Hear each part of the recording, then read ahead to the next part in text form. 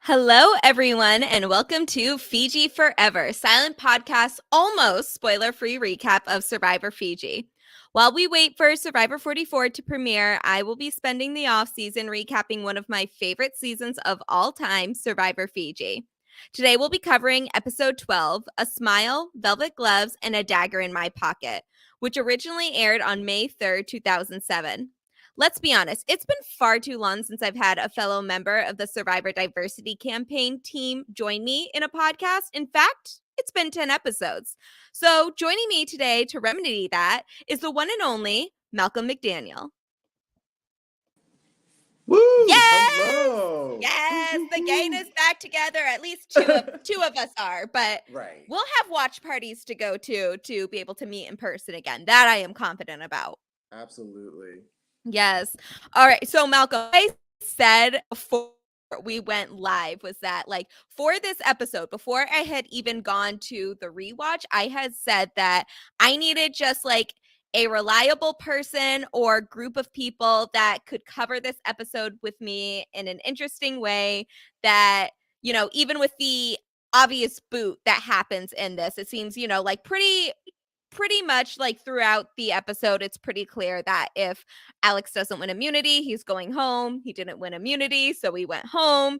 But I forgot how much important moments come from this episode, and I used to think of this more so as like a this is like not a skippable episode, but it's like one that we kind of gloss over in the grand scheme of Survivor Fiji. But now, on what is now my fourth rewatch of this episode, this is like a bridge episode where we have gotten to, the four horsemen are decimated. We are out of that era of the game, and now we are going to focus on the end game. And now, with Alex out of the picture, this episode is really focusing in on the dynamics that are coming and a lot of the major moments in the last two episodes, because we only have two episodes left after this season. I cannot believe I have made it this far. But now we are in with the only two episodes left. Some of the biggest moments in this episode, in these next two episodes, make so much sense now in retrospect, and I am so excited to be talking about all of this with you. Yeah, it was, I'm a Survivor fan. I've been a Survivor fan since the Australian Outback. I haven't missed an episode since, and I'm usually not one that usually does rewatch, but doing a rewatch of this episode, I agree with you, right? Like, I think they mentioned it like right at the beginning of the episode that like it's going to be Alex, right? But I think being able to watch it, knowing how this episode's going to end, you're really able to like kind of like what you mentioned, focus on the dynamics of this six, and you hear conversations about the end game of like, I want the final B to three this combination. Then there's this combination. How do these other side characters kind of play a part in the end game? I think that it's very fascinating to watch. And I think, Final Seven is always such a pivotal vote in Survivor history, to set yourself up for the end game. And I think, there's a lot to talk about for such a very straightforward episode. I know. And it's so obviously this is again an almost spoiler-free podcast. So we won't be talking about what exactly happens in the finale, but there's a couple things that we can hint at. And I'm sure people watching that have already seen all of Fiji know exactly what we're talking about moving forward, including the boot order, some of the drama that happens, the results that we get at the end of everything. But this is where we really start to get to know the syndicate alliance as individuals and how they function within the group. And I gotta say, there are two individuals here that I'm incredibly impressed with within the syndicate alliance. Now, hear me out, Malcolm. We touched base a little bit, but I want to throw it out here and see if you feel the same way I do. For me, watching this back, the two clear social strategic forces in this season and in this syndicate alliance are Cassandra and Earl. Like, without question. I feel like this was such an impressive episode for both of them.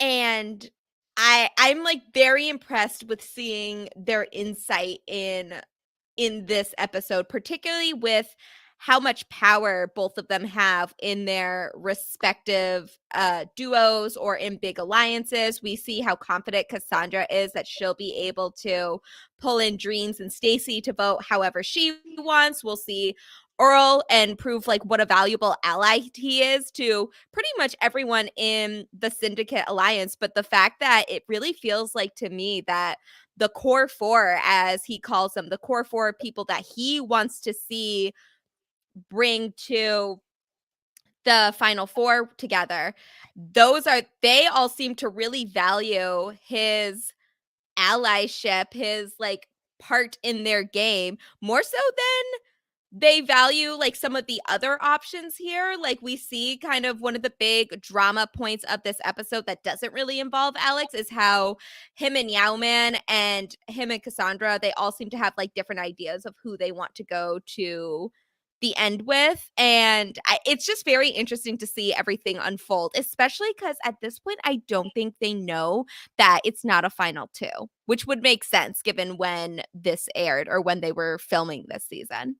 Right, yeah, because Mhm. right when this was filmed, I imagine it was filmed right after Cook Islands, which was the first time we've ever had a final three.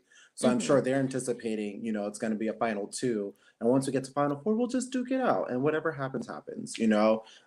I think I agree with your statement about the power, the duo of Earl and Cassandra, but I just want to use this moment to give Cassandra her flowers because Mhm. I think she's someone that if power is so subjective, right?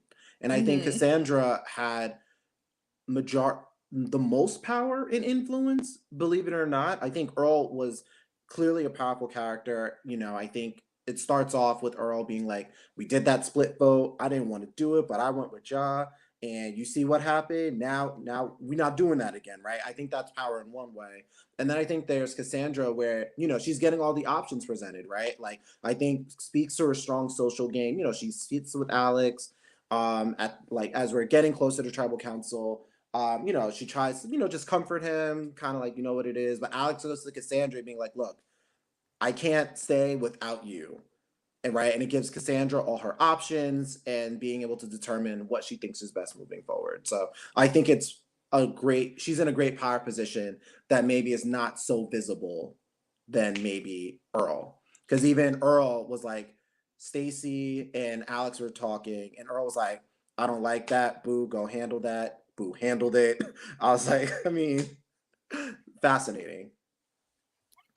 I definitely agree. And I don't think Cassandra, I mean, she definitely doesn't get her due justice in the edit as a whole, I would say, for like how much power she wields in the game, especially with how how far she's come from starting at the bottom of the tribe in Moto. And I think that if this was a different season, she would get a lot bigger of a star edit than she has been getting so far. But I am happy that at the very least we are starting to connect the dots about who is in power. And I think if you're watching to see who is having the most control in the game, I think Cassandra and Earl are both like without a doubt miles ahead of everybody else. And these are two members of our Black Alliance. So this is looking really good for, the whole reason why this podcast exists is because we wanted to highlight the All Black Alliance in Fiji. A group that I have informally called the Fiji Five. But, I think that they are a fantastic group, and Dreams is the remaining member to round out who we have left in this episode. And I think, though, even though I wouldn't say that he is one of the stars of this episode, he definitely has a big presence here, but also that he also has had a massive improvement, not just from where he started at the beginning of the game, where he was clearly on the bottom of Moto, but also moving forward from, planning his flip with Cassandra onto the Syndicate Alliance, from being the middleman for both alliances and the Edgardo vote, and having people worry about where he was going to be standing moving forward. He has really proved himself and his loyalty to the alliances to the point where Earl has decided that he wants him to be a part of the Final Four with him. So, and I think that this even goes back to Dream's decision to vote out Michelle over Stacey. It was like he knew that this was the correct decision for him, and this is really paying off for Dreams in the long run.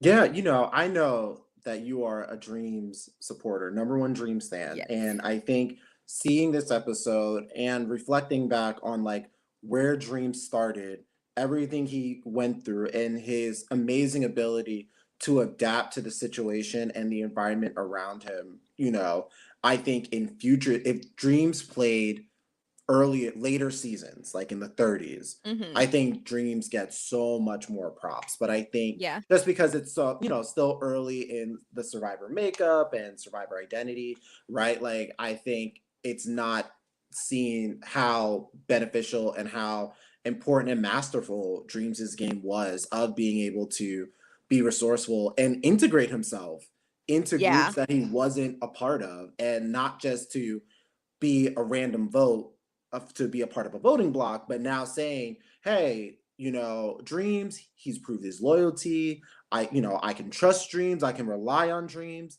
Instead of now just being a vote, let's bring him to the end. Yeah.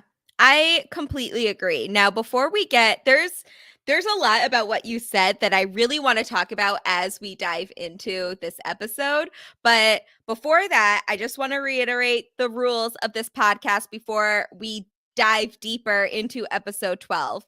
But as I said in the introduction, this is a spoiler-free podcast, or almost spoiler-free.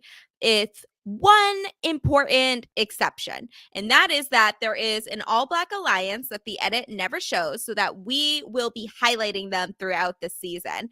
But again, we will not be giving away anyone's placements, including those in the alliance. We will probably be talking about some past episodes, some past boot orders. We've already referenced a couple things leading up to where we are now in Survivor Fiji. We'll definitely be hinting at a lot of things that are going to be happening in future episodes, especially since there are only 2 left. But we won't be spoiling any of the placements of the final 6, which are the players that are still left in the game up till this point. But let me tell you, these last 2 episodes are a wild ride. So I am very excited to get there. But before we get there, we got to talk about this episode, which starts with the fallout of another piece of emerging strategy in Survivor, I guess I would say. So Fiji is so unique in how this phase of the game is, particularly because this is the first time where an idol is being able to be played in its current format. And so that is, like that is already unique. We've seen one of the ramifications of it with Alex playing it and incorrectly, leading to Edgardo's blind side. We've seen how, the Yao Man having the idol is really factoring in to people's thoughts about him and how long they want him in the game for. And now we are seeing it here with, and I think this is part of the result of us having a cast that is largely recruits. Everybody left in the game are recruits at this point. And while this feels like a very simplistic vote and fallout from the previous vote, this is actually one of the first times that this has happened, or maybe the first time it has happened in general. But Alex is really is saved by the skin of his own teeth, because he said in the previous episode that he wanted to make his vote count, his singular vote count in the previous episode. And that is the reason that he is here now, because the plan was to split the vote between Alex and Mookie and then vote Alex out in the revote. And Alex decided that he was going to vote for Mookie in this instance because he knew probably some votes were going Mookie's way. I don't know if he was aware of the split vote plan at this point, but nonetheless, I think that, as much as I have not been giving Alex any flowers this season, I think that, here he definitely made the right call for himself. Even if it only got him one round further, it's one round further than Mookie. And a bigger stipend from Survivor because he And made a it. bigger stipend. That But is yeah, important. I do think that, very impressive. It's a small, underrated move that he pulled off. And, props to him. And I feel like if anything, because he made that move successfully, it was more of a reason why he needed to go. Because if he's able to do that, what else is he able to do? What else is he capable of?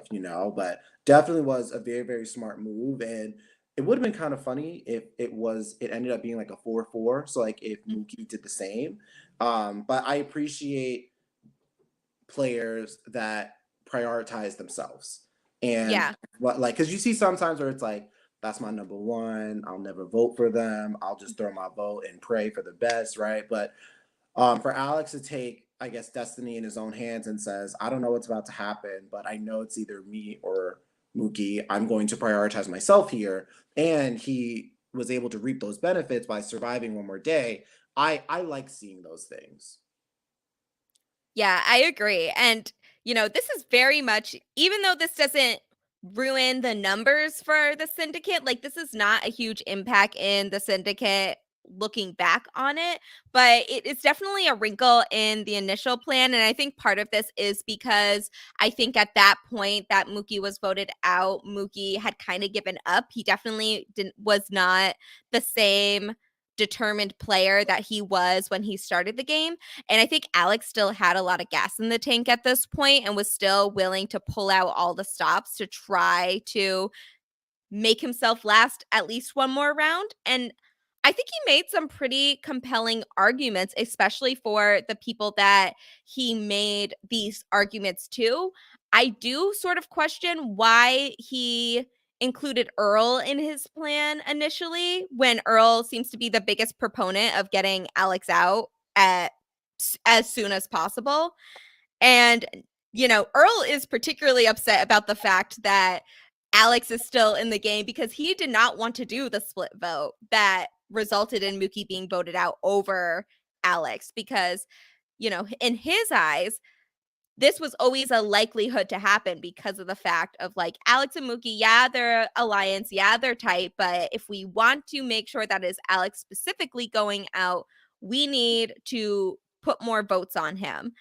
Now, I am personally of two minds about this because while obviously hindsight is 2020 here with yes, obviously if they had just thrown the votes onto Alex, then Alex would have gone home before Mookie, and this round would have probably been a much less of a headache to the Syndicate Alliance. Mhm. But I don't personally think that this was a bad move in the grand scheme of things, especially because they don't know if either of them have an idol at this point. And even though they can probably guess, but still, it's not it wasn't a guarantee to them like how splitting the votes between the two of them would have been a guarantee. And I definitely just find it better safe than sorry, I guess I would say, because better to lose Mookie than a member of the Syndicate Alliance for the Syndicate in general.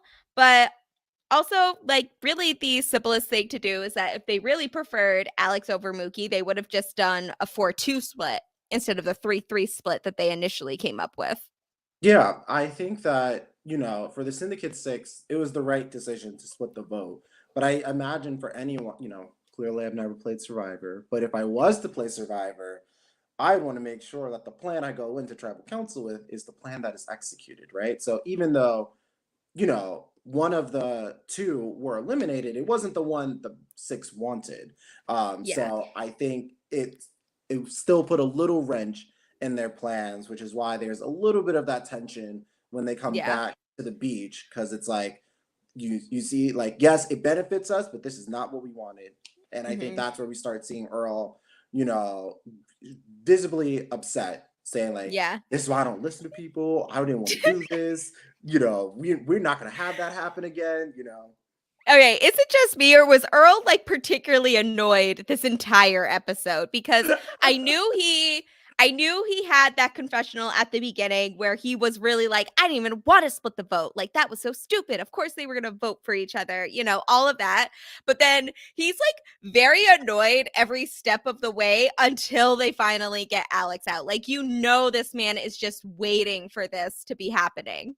Yeah, I would have been very nervous if I was not Earl on the beach and Alex somehow stayed. I'd be worried. Because if that was Earl when Mookie left, imagine if someone else left and he still has to deal with Alex for another couple of days. Oh, I yeah. I don't want to know. I don't want to say Earl would have been insufferable, but I could only imagine Earl would have been a little more vocal about his distaste of Alex and just like have like tunnel vision focus of like, I will continue to write Alex's name down until he Yeah. is voted out. And if I'm the only person that's doing that, so be it. If Alex has 1,000,000 haters, Earl is one of them. If Alex has 1,000 haters, Earl is one of them. If Alex has one hater, it is Earl. And if Alex has no haters, Earl is no longer with us. Right. Yeah. Right? I think I that's what we would have had. Yes. I admire his commitment to the bit because it was so funny this episode. This is very much like if an inconvenience of my like if there's something happens that's like a minor inconvenience like this to my dad, he acts the same way. He's like, I don't even want to do this, Like it was just very reminiscent. It's very similar personality types going when things don't go their way. And I can kind of get where Earl is coming from though, even though like obviously this is very different from regular life. He is on playing a game for a lot of money and he has pretty much an ironclad alliance, but this vote kind of starts showing some of the cracks of the Syndicate alliance. Partially, I would argue, because Alex had a lot more momentum left in the game than Mookie did at that point that he was voted out.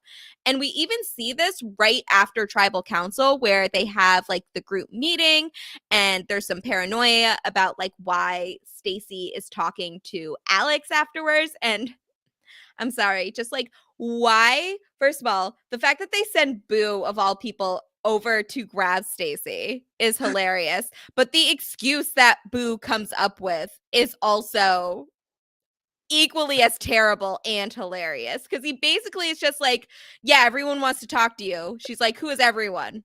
Everyone but Alex, essentially. Like, this man has no tact. I have not seen an iota of strategy from Boo this entire game.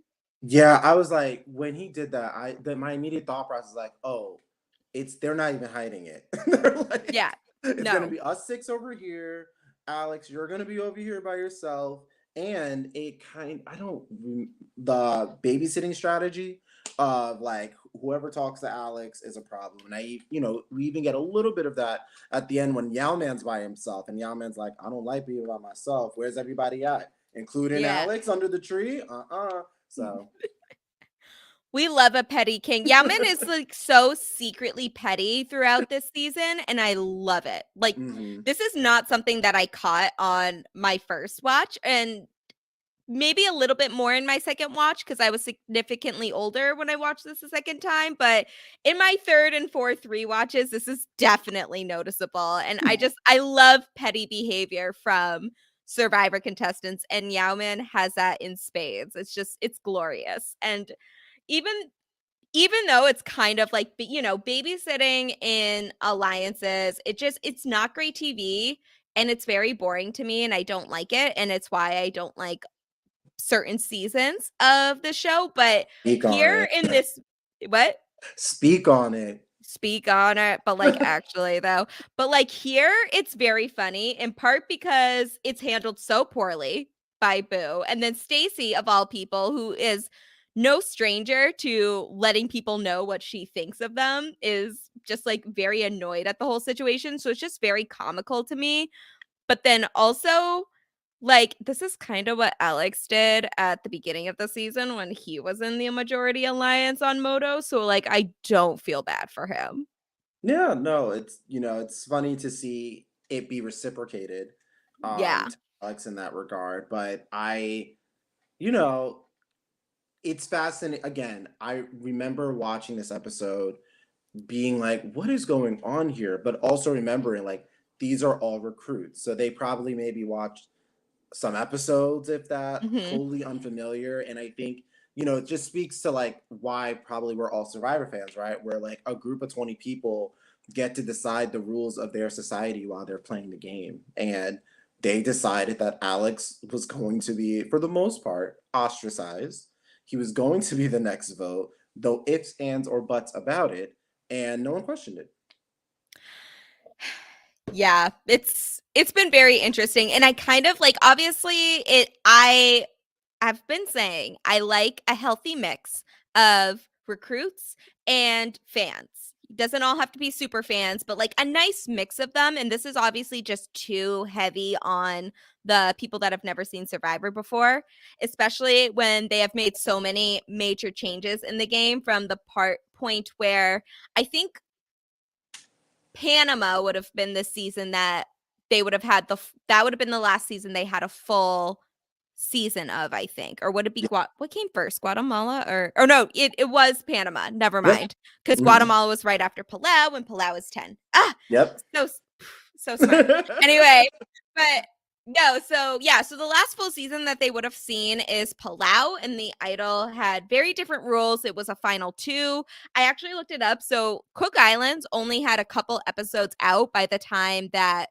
they went that the Fiji cast flew out to record Mm. their season. So they would not have seen any of the major plot points of Cook Islands other than the awful twist at the beginning. Yeah. And they also wouldn't have seen, they wouldn't have seen any of those extra parts, but they also would not have seen it even mentioned that it could have been anything other than a final two. So even when we're getting some of these comments about the strategy and the pecking order that they want, I think a lot of this is being planned with the idea that they have a final two coming.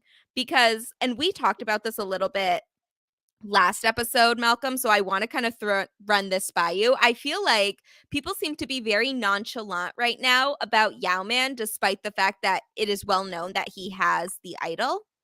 And I think part of this is with considering the fact that they believe that it's a final two. So even if Yao-Man gets to the final five, final four here, he, in their minds, like even if he won immunity at like final five and final four, then they still have another round to get him out.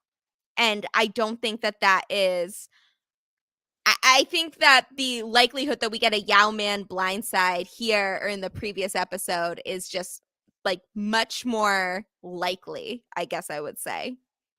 Yeah, I mean, I think that when it comes to from this episode, I think something that's so important are the relationships. And I think Yao Man had enough good relationships with the people within the Syndicate Six that it was never a thought of betraying him until you like absolutely have to. We Yeah. get a little bit of like little bit more of that conversation in the preview. See, no spoilers because in the preview of the next episode. Yes, So we that's could what that definitely back talk up about to. those. Okay, so the Yeah. preview, right? I think we now start having those heavier conversations about Yao Man and the idol and what to do with it, and how to play around it. But I think because it's so like relationship build, the Syndicate Six, the core four, right? Mhm. Like you don't go against your family until there's like no other choice left. Yeah. Yeah, I agree with that. And I also one of the things that really intrigues me about this group, particularly with the core four, when we'll get to the core four in a second, because I really want to talk about the different dynamics of the syndicate. But I feel like this is an alliance that, despite how loyal they are to each other up till this point, like they are the final six of this season, we can confirm that. But they're also all very self-interested players too. Like I don't think that Earl would make this his core four if he didn't think that this would give him a chance to win the game, even though he doesn't know at this point that this is a final three, not a final two. And I don't think that Yao Man would be like, I don't think Yao Man would be, if the Yao Man wasn't as self interested as he is, then I don't think he would be making these points about how he would rather have Stacy there than Dreams because he's more Earl and Cassandra's ally than he is Stacy's ally. And I really don't think that, like, I don't think Cassandra and Dreams would not blindside Yao-Man here if they didn't think that this was going to be better for them in the long run, like over keeping Alex. Like, I think they really do value their alliance with Earl at this point. And I think they realize that, like, the pros of getting rid of Yao-Man do not outweigh the cons of it at this moment in time, especially if in their minds they're going to have an extra round to get rid of him when the time is right.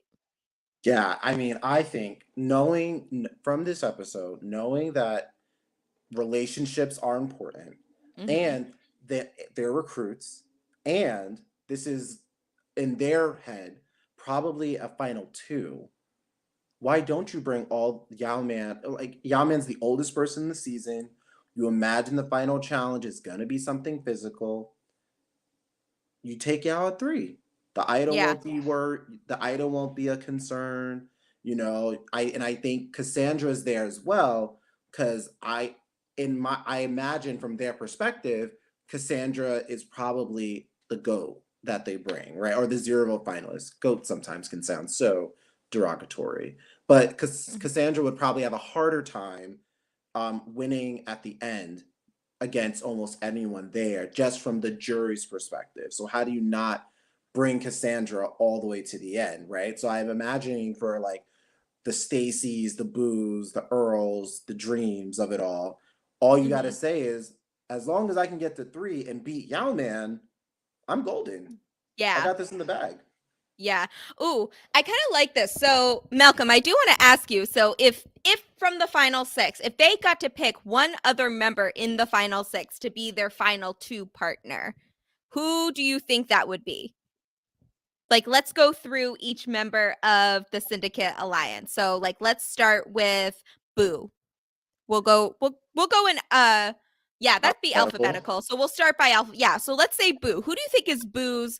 I think at this point, they are framing Boo currently as like Boo not having a high winning chance. But if Boo got to pick someone in this group to go to the end with him as a final two, who do you think he would pick? I imagine he picks Cassandra. I think he picks Stacy.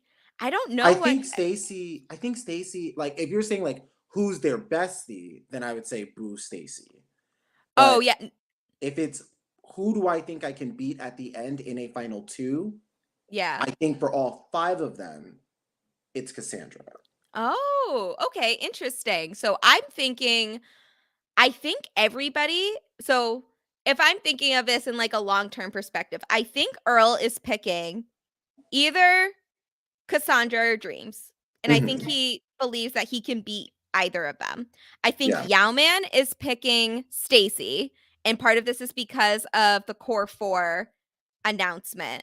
Or like the Core 4 discussion that we have further on, because I think Yao-Man believes that he has the best chance of winning against Stacy. Although I probably argue that like Yao-Man is being framed as a very likely winner in at this point in the game. Hmm. I think Cassandra picks Dreams and Dreams picks Cassandra, and I think Boo picks Stacy. You know what? You are the Fiji expert. You're probably right. I I don't know I for this is that was my opinion just chilling on the couch. Like, and again, this isn't me trying to discredit Cassandra, but with the edit that's presented to us, Oh no, yeah, and everything along those terms, like, how do you not say, you know what? Like, how many votes is Cassandra gonna get? yes. Like, when you ask yourself that question. Yeah, if this was an in time podcast, like if we were talking about this in the real time and we didn't know the results, I would be at this point be analyzing like the different winner equities here, and I don't feel like they have given us enough at this point to say like Cassandra is definitely the winner of the season, the way I can see some other people that are a little more stars in the final six. I would say, Mhm. though, she's probably middle tier for likelihood to win for me with the edit we are seeing so far. I think, like, in my mind, Boo and Stacy are kind of out of the running at this point. And then the likeliest contenders for winning would be Dreams, Earl, and Yowman. And then Yeah. with Cassandra as like the, I don't want to say sleeper pick because that sounds so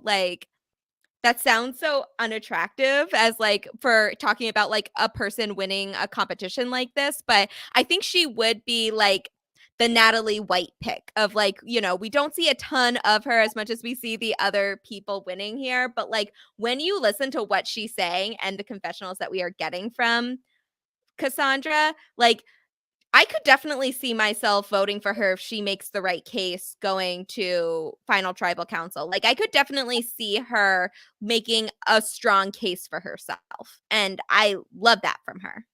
Yeah, I 100% agree. The reason why I would say like Cassandra is probably like the person least likely to win, because at least with Boo and Stacy, if they somehow get to the end, Mhm. it would be more of like the underdog perspective of like, how were you able to get there? You shouldn't have gotten there out of all people, you Yeah. know? Whereas I feel like Cassandra's a lock to get there, but her win equity is so low. And then it's like you said, the battle between Dreams, Yowman, and Earl. I definitely see that. I think it definitely helps that a lot of Boo and Stacy's friends are in the jury right now. Like we're talking about this kind of more in a broad spectrum of like, okay, if while we are watching this, who do we think has given us enough information about why they should win? And, just kind of like the jury currently has blank faces right now as we're discussing this. But where we're thinking of like the actual jury that is there, 100%. Like this is definitely an uphill battle for Cassandra, but I definitely think that like what we have seen from her, and I know you agree with me on this, is that like what we have seen from Cassandra so far is so good. Like even the little moments that we get from her show us what a capable player she is, and I love that for her. Yeah, she's great. We value her. I just wish the Fiji jury, if she sits at the end, Yes. could see her value, her worth, and how much she contributes to the season overall. 100%. I totally agree with that. And this is not the last iconic moment of Cassandra that we see this episode. Well, no, we have plenty more ahead, and I cannot wait to be talking about that. Let us Mhm. talk about the core four, because this is an incredibly important discussion and it happens within like the first 10 minutes of the episode, not even. And it's such an important moment, and I did not realize how important this discussion was in my early watches of this season, but it's like one of the most important conversations we are going to be getting in the series, in like the entire season as a whole, in my opinion, because this is really setting up the end game for us. So Earl has a plan for who he wants to get to the final four with. And he is explaining this to Cassandra, and we later see him and Cassandra talking about this with Yowman. But the two people that Earl trusts 100% are Cassandra and Yowman. And they think that even though Dreams has been going rogue a couple of times with the strategy, that he has proven himself to be a really trusting member of the alliance, and his bond with Cassandra definitely helps him here. So Earl wants out of and everybody left in the show, and at this point this includes Alex, but particularly within the Syndicate Alliance, he wants to go to the final four with himself, Yowman, Dreams, and Cassandra. And Cassandra's all set with that. She is totally fine with that. We know that she has a strong bond with Dreams. It seems that, we know that she has a really good relationship with Yowman, and she obviously is in a very solid situation with Earl. And we've been singing their praises for the past 40 minutes at this point. So, we love this for them. Now, they bring this to Earl. And I mean, they bring this to Yowman, and Yowman is much more hesitant at this point about having Dreams be the fourth member. And he is worried that he's worried about a lot of stuff here, basically, but basically he wants Stacy to be Dream's replacement in this core four, because if they go from 4 to 3, he thinks he has a better chance of beating Stacy and less likely to get voted out over Stacy in the event that he does not win immunity at the final four. Even just saying that, I see so many things wrong with the pitch Yao Man is trying to make. Like, it's not a bad pitch for Yao Man, but like, my dude, please say this in a confessional, because if I am listening to this in the real time as a contestant, I am like, we should bring Stacy. And then if someone wins immunity that is not Yao Man, we vote Yao Man out, because I could totally win over Stacy at this point in terms of like what the mindset is at camp for who has the best chances of winning at this point. I remember that scene, and for some reason, I thought of it as like physical challenge prowess. Because Yeah. Dreams is like a beast in challenges, and Yao Man holds his own, right? Like Yao Man's winning all these challenges as well. So I thought, from Yao's perspective, watching it, it was more of like knowing that it's going to get down the challenges, thinking that it's a final two, right? Mm-hmm. How can Yao win his way to the end? And Yeah. Dreams would be his biggest obstacle to get Yeah. to the end. Whereas like Yao Man 100% knows any challenge you throw at them, he's gonna at least beat Stacy. Yeah. I think that's fair. But then, like, also, they haven't had a ton of physical challenges at this point in the game. And Yao Man has an individual immunity win under his belt, with Dreams does not have at this point. So I definitely don't blame him for thinking this way. And I think there is a lot of truth in what he is saying, but I would not be saying all of this to the other members that really want Dreams to go to the end with them, or at least to the final four. And because we know there is an all black alliance at this point, and I'm guessing Yao Man is unaware of this, but my guess is that if they get to final four, if anybody besides Yao Man has immunity, then I'm assuming they're going to vote out Yao Man, because like why would you not at this point? Not Right. just because of the All Black Alliance, but it's clear that he is a really well-liked, respected player. And if you're saying this, they're talking about going to the end as like a unit, as a team. They want to be standing there with each other. But if you're actually thinking about your chances of winning, wouldn't it be much more likely if Yao Man is not there? Oh yeah, no, absolutely. And Yeah. seeing that scene, right? You're seeing what I love about this episode is that we are seeing the dynamics of the Syndicate Six and Yes. seeing like where people's priorities, who's not being prioritized. And I wish that they weren't recruits, because I feel like with all of this information, I think we could have had a really, really, really dynamic episode with maybe a new power structure coming into play or something on those terms. And it goes into the reward challenge as well, of like something I immediately thought of when I saw it play out. Oh, I don't know if we're like 100%. sneaking, if we're like going to use that as like a segue into the Oh my reward, God. but Listen, Malcolm, I forgot this was a reward. And I have been praising Fiji for how much fun and how much I like the variety of challenges that we have had this season. And this is where that all stops, because I hate this challenge so much. I hate it more every time that we see it. And it is a disgusting reward. I do not like this whatsoever. yeah, I haven't seen this episode since it aired. Watching it again, I was like, "Where's Tabitha Brown? I'm ready to be a vegan," because Mm-hmm. I it just was so carnivorous, like especially because they didn't have their hands. So you literally just see them just like jawing at the bit to try and get as much meat as possible. They look like savages. And then there's a scene where like I guess Earl's piece fell on the floor and Earl went to grab it. I was like, stand up. Like we don't have Have like some class, please. Oh, it was so hard. right. I did not like it. It was, oh, it is. And this is not the first or the last time they will do this challenge, or an iteration of this challenge in Survivor. And each time it is just as disgusting, if not more disgusting than the last time. I can't remember which season it was, but I know one of them, their reward was that they got to keep the meat that they pulled apart.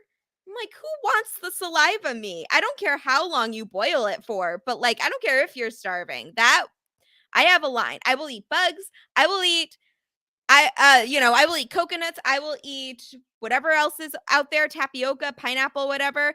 I draw the fucking line at eating meat that has everybody else's slobber all over it. Absolutely not. You already have to sleep near these people with like, we're at a month at this point with no showers.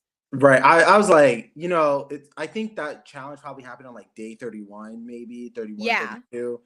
What 7 more days? Come on.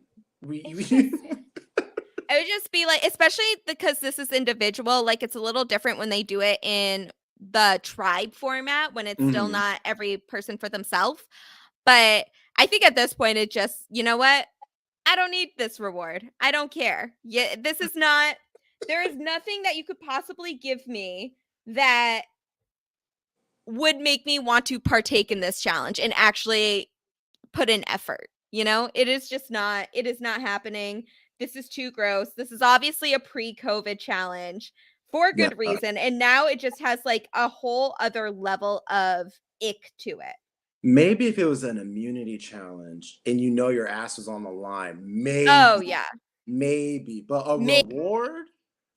We got some rice at the beach, right? Like I could Yeah, just have that. exactly. Like There is nothing you can give me that is worth all of that. I am sorry. I am sorry. But so for those that have not seen the full episode or not remembering what exactly this is the pulling meat from like pulling a dead chunks of meat carcass. off of a like it's like a full like hock of ham or pork or whatever it is. And so you have to pull it with your teeth. You cannot use your hands. And then at the end of the challenge, the person that has the pile of meat that weighs the most wins the challenge. And for this challenge, it is not just the winner, but then so the winner gets the reward, but they also get an advantage for the immunity challenge. And then the other attendees of the award are just going to be the two runners up of this challenge. And the reward is where do I have it? Oh yeah, it's uh they get a helicopter ride, a whitewater rafting through the rainforest, and a nice lunch, which at that point I feel like I would not want to eat for the rest of the day. So I don't know how that worked for them, but that is quite a possibility. And I still don't like this challenge. It was not very fun, and I also just don't like the setup to it as much because like my favorite parts about rewards are that there is drama no matter who you pick when you win the rewards to like go on rewards for you. And I don't like that that option was taken away from them because of the fact that the winners that go on the reward were just the two runners up. And I think that Boo would be very likely to cause some unnecessary drama in this challenge by who he picked because as we have already stated, his tact is non-existent at this point. Yeah, I wish that we got to see Boo make selections. I feel like Yeah. if anything, that would have been the information maybe Alex would have needed in order to try and save himself.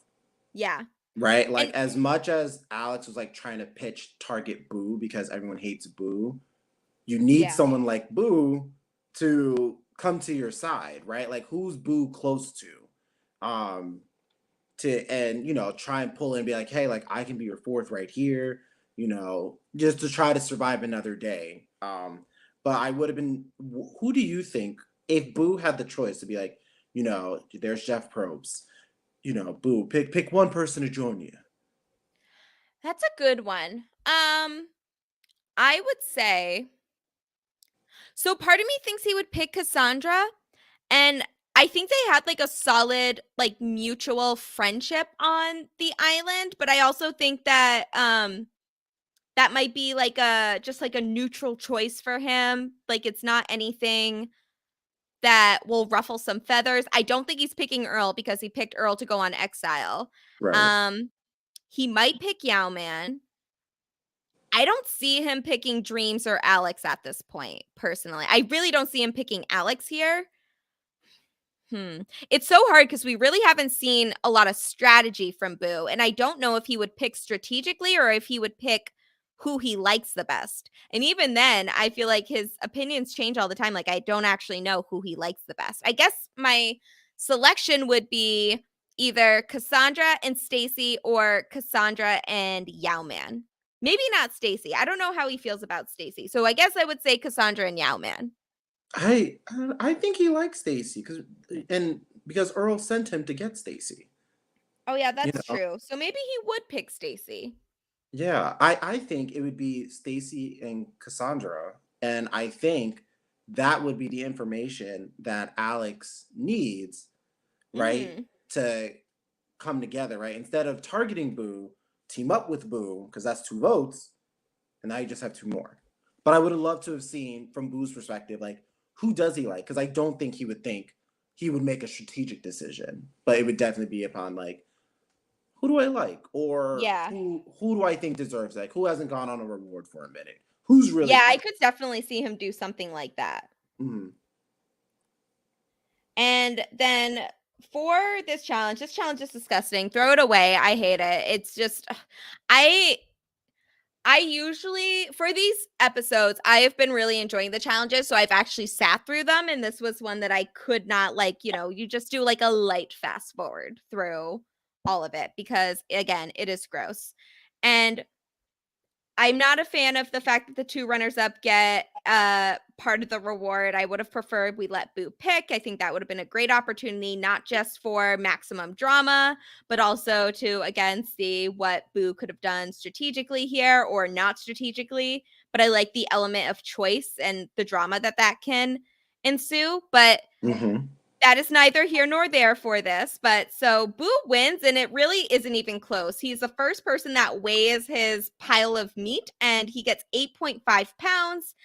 The rest of as follows are Yao-Man gets 6 pounds, Cassandra gets 5.8, Stacy gets 4.3, Earl is 5, Dreams is 6, and then Alex is 5.3. So it's going to be Boo, Yao-Man, and Dreams on the reward. And I think that there is enough difference in interest there for this to still be interesting. And I like the content we get from these 3, but it would have been much better if we got the drama that comes with picking the reward. So, still fine. It was a fine reward to watch, but not like my favorite.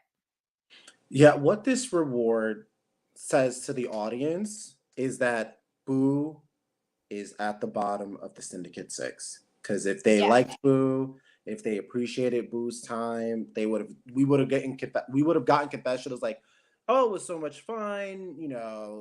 I'm so happy that I was able to enjoy this with, the other two." Yeah. But we're getting confessionals from both Yao-Man and Dreams.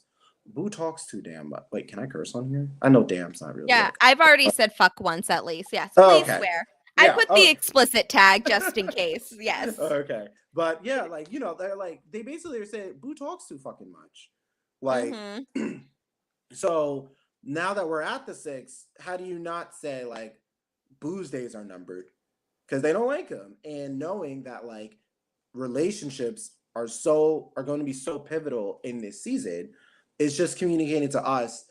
And, like, I guess from the editor's perspective, it's going to tee up if Boo's to lose, this is Mhm. probably why. Yes. I agree. And then yeah, that's pretty much the drama from the reward is just that Boo talks too much. But actually I think that despite how disgusting this challenge was, the reward is actually pretty great. They do throw in the advantage for Boo, which is you know, I have thoughts about that, but it doesn't change things too much for me. And Mhm. then they get like a little charcuterie board lunch, which I love. I thought the whitewater rafting, as I'm kind of on the same camp as Dreams. I've done whitewater rafting before. Maybe we'll never do it again. Likely we'll never do it again. But then, Yeah. it would have been nice to see like the scenery there with family and stuff like that. So it's very nice there. It seems like everyone's enjoying it. And then they get something that they didn't announce during the reward challenge is they get letters from home. You know, every time I watch Survivor players get love letters from home, the loved ones visits, I just turn soft and pink. I'm like in tears every time. And it's just nice to know that like they're humans and we're Yeah. not seeing them as like these one-dimensional people on a beach, Mhm. but they had like a life before they came to play Mhm. Survivor. We get some insight into like their motivations and why they're out here. It's always nice to see, and like Yeah. those get like the players get humanized in a sense. Yeah. And another spoiler for the season that's not really a spoiler at this point. They don't get a family visit this season because of the political turmoil that was going on in Fiji at the time. I believe there was a coup happening at the same time that they were filming this, so they are not able to bring in their loved ones here. But this moment made me so sad that they didn't get a family visit, even though obviously it makes total sense as why they weren't going to get one, and it's completely understandable. But it is so sad that they didn't get one, especially with, we see, I believe Boo gets a letter from his mom, I Hmm. think. And then Yao-Man gets one from his child. It was kind of funny. He was talking about how I think it was his daughter, was saying that she got like A's and a B or something like that. And he's like, well, why couldn't you get a B in Spanish or something? Like, it was Yeah. just very funny that he was like worried about the grades, and like, and just Hmm. like that it's when real life really starts to hit, even though you are in a completely different situation from your life back home.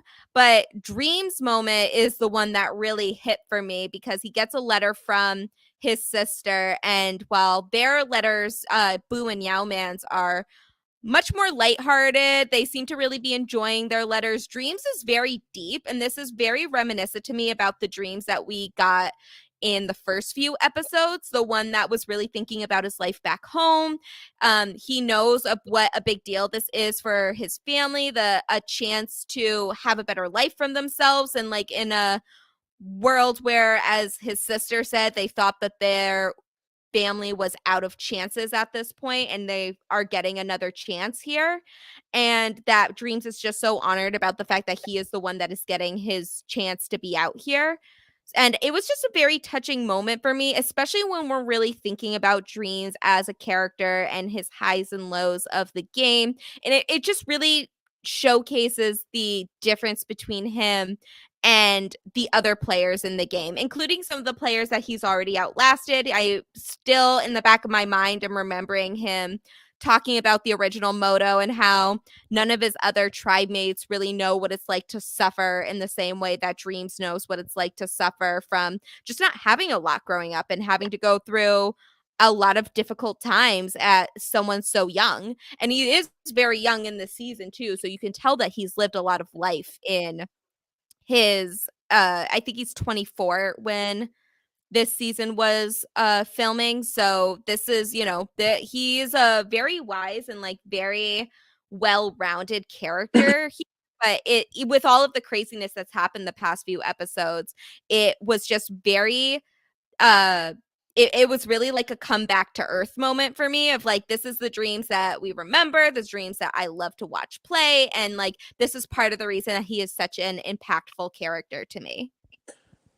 Watching Dreams get his letter, again, I always get soft and pink, love ones, love letters, but with Dreams, and maybe it's because like, we're both black, but just like the importance of family and, just speaking from my own experience, like just like navigating life. I'm the oldest of three. I felt like Mhm. everything I did, like I just wasn't doing it for myself. Like graduating high school first, getting college first. It was like, nope, this is like for me and my family and my siblings and everything like that. And just like the amount of like not just pressure, but also just like the reminder of like why you're doing all those things when like times are getting hard or when you're sitting there on a beach and you're starving and like wanting to represent and knowing and understanding like how much this amount of money, if Dreams is to win, like how that can change his entire family. And it was just nice again to really see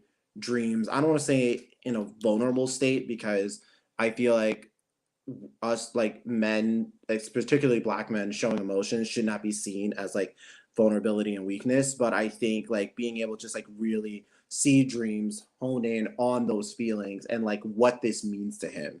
And I think it gives us as a viewing audience more of an understanding of just like who Dreams is as a person, right? Like Dreams is gonna be important like throughout the entire season. Um, I loved it. It was one of my favorite moments of it was definitely one of my favorite episode moments of this episode, but it was also one of my favorite moments of just like Dreams as a character because so much has happened from the first few episodes that we got of him where we really were getting a look into his personal life from and his upbringing from the confessionals he got in the first two episodes, but just happened since then where we got like It's a Turtle Dreams who was running back and forth between two alliances. We had the Dreams that was at the bottom of Moto. We had the Dreams that was ready to like skipping to the booth to vote out Lacey in a previous episode. We just got all of these like crazy moments from Dreams recently. The Dreams that was so excited to finally flip on Moto the minute he got the chance. Like we got so many comical moments, fun moments, like really strategically minded moments. And then now we are getting back to like, oh yeah, by the way, this player that has had a huge impact on the season, this is why he's here, in case you forgot. And it Yeah. was very good to see it. And I'm the same way as you, like particularly with the family visits, like that something about the family members being there always makes me like a puddle of mush. Like it is just like so heartbreaking but like so sweet, and it's just like I don't know why I know they're all going back to their families like very shortly after this, but it is like just so sad to see and like but like very heart-wrenching, and it's so rough. Malcolm, if you're ever get on Survivor, and I think you should, I think you'd make a very compelling Survivor player, who would you pick for your loved one? Oh gosh. I Or so is there like a top 3 or something? it wouldn't be a top three. I would pick my grandma because Yeah. he's never left the United States. Oh, I love that. So I don't know if she would get on a plane, but I imagine that if I get on Survivor, I make it that far. It's Mhm. like, Nana, get on that plane. Like I Yes. imagine producers will take care of you. You won't have to worry, but like get on the plane and like Yes. just see the world. Like that's not something that like a lot of people in my family like has been given the opportunity to do. So like that's what I Yeah. would do if I had the chance to bring a loved one. Oh, I love that. Yeah, my parents would be really pissed because my mom would be like, "Oh, it's clearly gonna be me." And she's like, "Where's my call?" That's the struggle that I have with like, even though it's this is all very hypotheticals. I feel like most Survivor fans have thought at some point, even if you don't have interest going on the show, of like, if I was on the show and I got a loved one's visit, who would be my loved one? And Mhm, because I have a very good relationship with my parents and also my step parents. And so like I would be fine with any of them going. I don't have a preference one over the other. My stepmom is the one that I actually watch Survivor with and talk about Survivor with. So I almost feel like it should be her. But then I feel like I would just be like, you guys figure it out like before I leave. Like I want to tell them I have to go and you have to find a loved one until like before I leave. And it's just like, you guys figure it out. Bye. And yeah. then, but then also I have my siblings, and I think they would be pretty good choices as well. I have 4 younger siblings, and I think that any of them would be like a good pick for for a loved one's visit, because I think they would be particularly like, obviously you are just really excited to see someone someone that's familiar to you after that long in the game. But I think my siblings would be more, there would be sentimental feelings in there, obviously, but I think they would be better apt to go like right into game mode. Like if I need to run plans by family members, I think my siblings would probably be like the best people to talk to about that, because there's just like a very sentimental aspect of a loved one's visit that, like I think with parents and children as the loved ones, it feels uh much more like emotional during that. And I feel like with siblings, like obviously I'd be very happy to see my siblings, but I think that they would be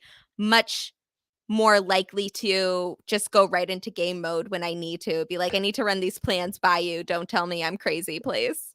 Yeah, it's just so what I love about the loved ones visits is that Mhm. I think for the players, it's 30 days of like strategizing, living with these people, but not being able to like 100% trust them because you don't know if they have your best interests. And I think with the loved ones visits, I think those emotions are so raw because I Mhm. can only imagine the mental fortitude that it takes to get to the loved ones visit. And there's just like a moment of 30 seconds where it's like, I can hug you and not worry about you betraying me. Yes, I agree. Yes, and it's like there's something so special about just being able to be like, I know I am like, this is a break in a way, but then also I need to run this by you, and I need to run it by someone that can't vote me out right now. Like, Yes. so let's discuss. But here, Mhm. this was, I believe this is the closest we get to letters from home. I don't think there's another reward coming up that they get one. I could be wrong because I don't really remember what happens at like the final 5 reward challenge or anything like that. So I could be wrong. But that is pretty much what we got from the reward challenge drama, and the pretty much everything going back into like the back to camp segments before the immunity challenge is just Dreams and Yowman reiterating that Boo was really annoying on the trip. And Mhm.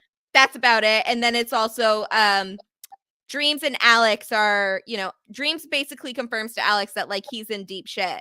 And then saying, like, your best bet is to get out Boo so Boo can't win immunity. Um, and then that is probably your best chance of it not being you, because it just doesn't look good for him right now.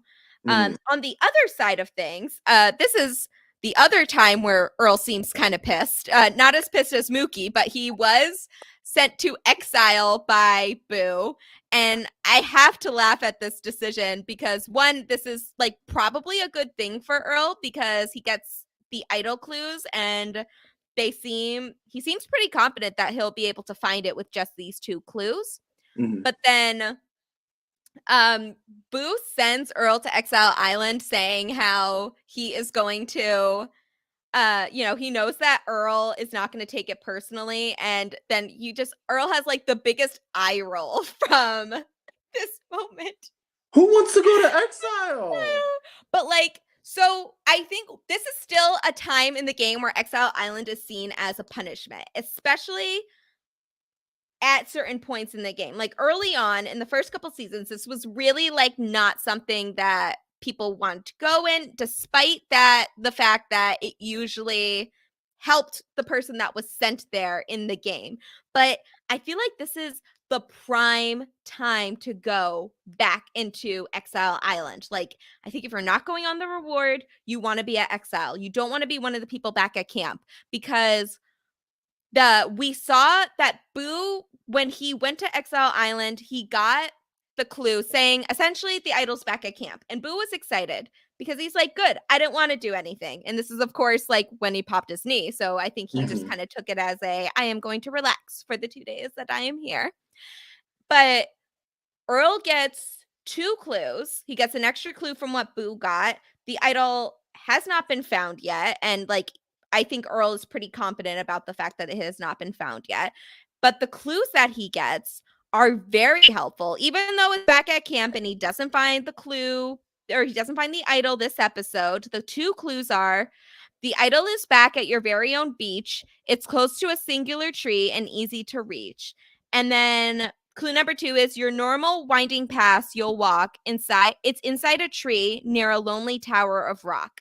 And I think that this is pretty solid clues, and I don't think he really needs to have anything more to go off of this. Like, they have a lot of land to work through, but I think that Earl also seems pretty confident that he'll be able to find it with just those clues. And he's the only person that has seen these two clues, which is the important part here. Because part of the reason we got Yao Man finding the clues or finding the idol first is because he went at a point where he got the best clues.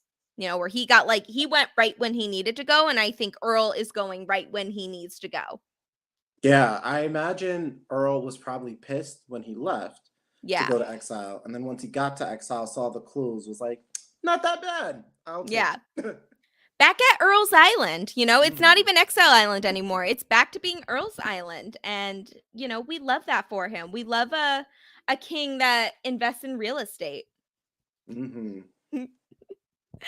And then, so that's pretty much it. Is there anything else that we want to talk about before we get to the immunity challenge?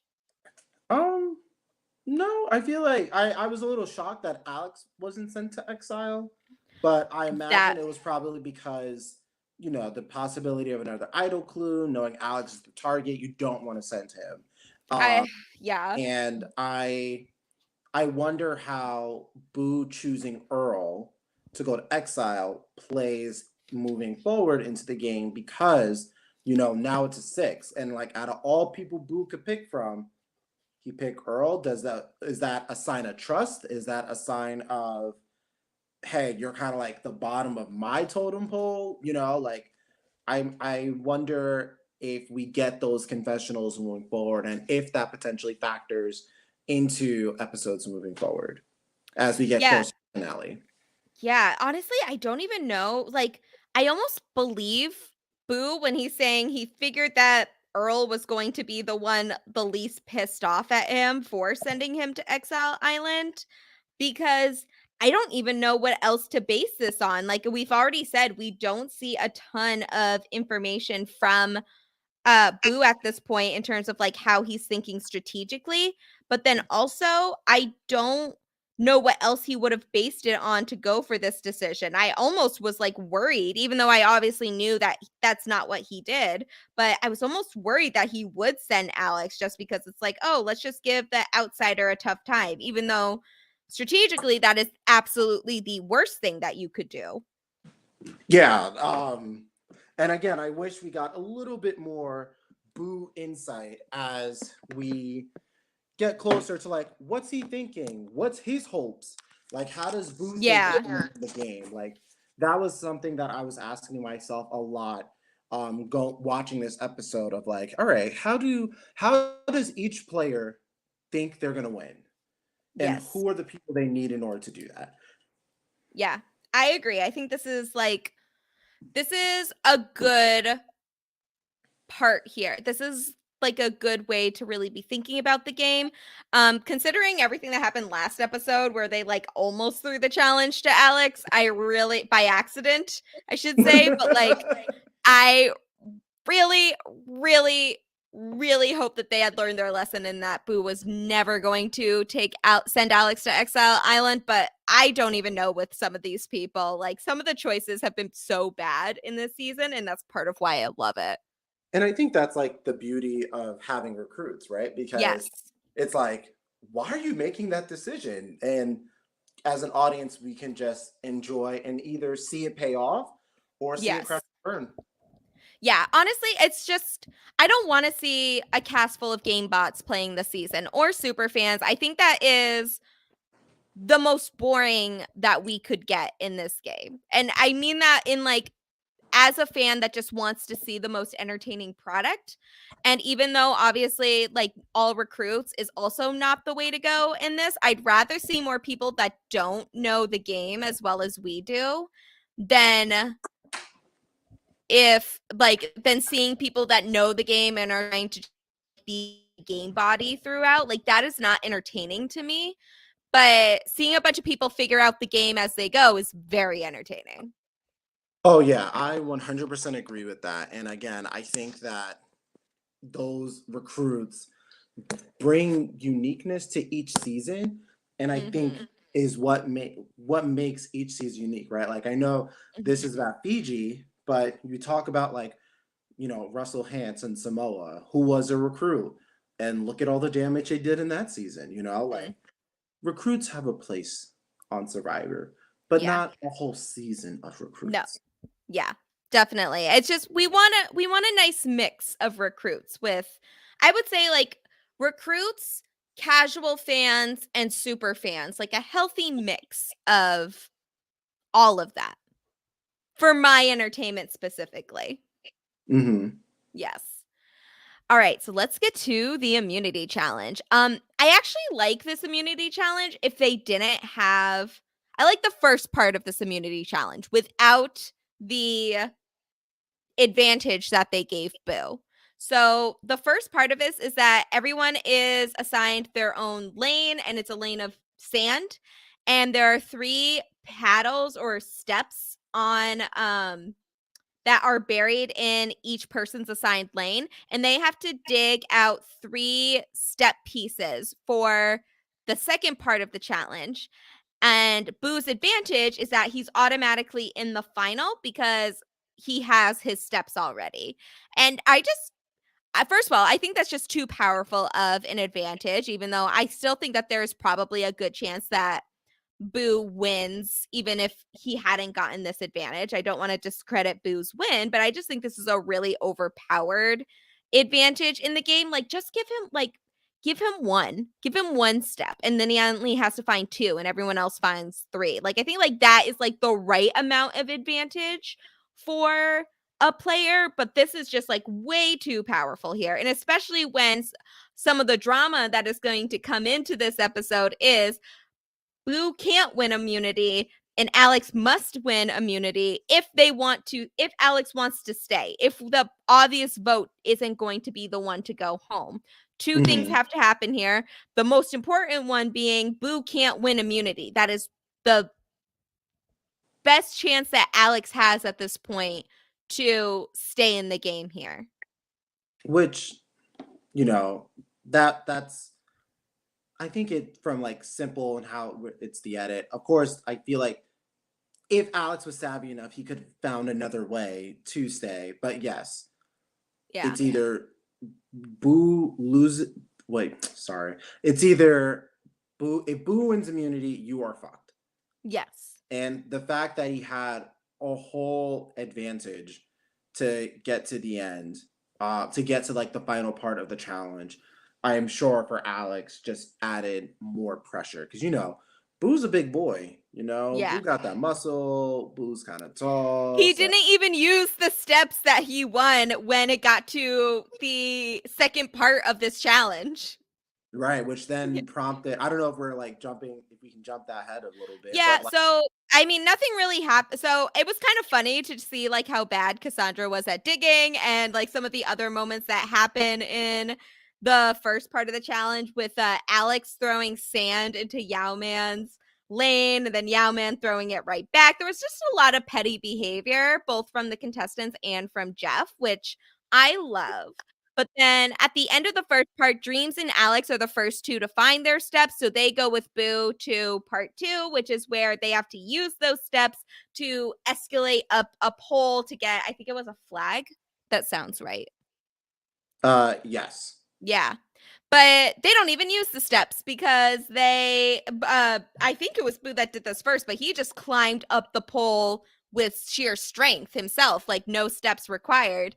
And even though it was closer than I remember it being, Boo wins very handedly here and he wins immunity. So all of the talk we got before the immunity challenge about Dreams telling Alex that Boo can't win immunity and he needs to try as hard as he possibly can to win immunity is all thrown out of the water at this point. Yeah, I can only imagine what it was like watching. I think Boo used like one of the plackers and then just like stepped his way up. Because then you see the other two players, they're like, holy shit, like Boo has this momentum. So you just literally just see them like climbing aggressively to get up there. And they were close. I will give them props. They were close Yes. to beating it. But once like I saw Alex kind of struggling at the top, I was like, damn, that's it. It's all Boo. Yeah, exactly. And it was just like I knew that Boo won immunity here, but I think like watching it for the first time, it would have been very suspenseful to watch it, but as like in a rewatch, just thinking about all the different ways that they could have made this more of a fair fight between the three of them or just through like the whole cast. I just think that there were things they could have done to make this challenge better.